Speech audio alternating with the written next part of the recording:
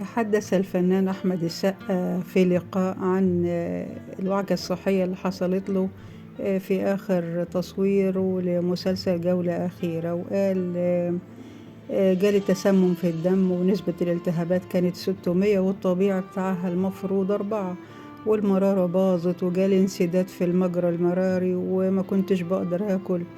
بعد آخر مشهد صورته في المسلسل فقدت الوعي وفتحت عيني لقيت نفسي في المستشفى.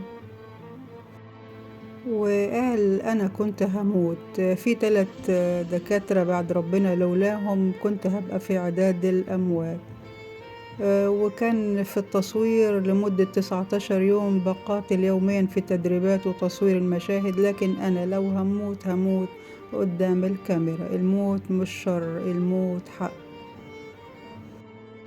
وعن ظهوره بوجه شاحب في مسلسل جولة أخيرة قال أحمد السقا إن ده كان من أجل الدور، لأنه كان بيقدم دور طبيب يحترف الرياضات القتالية وبيخضع لتدريبات قاسية وبيخوض جولات قتال صعبة وبنفس الوقت بيعاني من الزهايمر.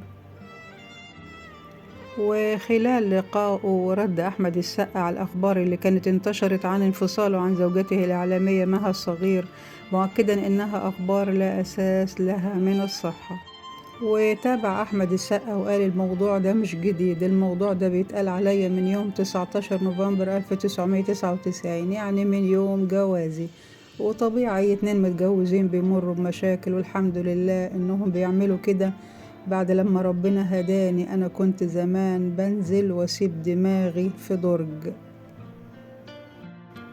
ويذكر إن أحمد السقا بيعرض له في دور العرض السينمائية فيلم السرب، وبيشاركوا في بطولته منى زكي وقصي خولي وشريف منير ودياب ومجموعة من ضيوف الشرف، منهم آسر ياسين ومحمود عبد المغني وكريم فهمي وأحمد حاتم، ومن تأليف عمر عبد الحليم وإخراج أحمد نادر جلال وإنتاج سينرجي.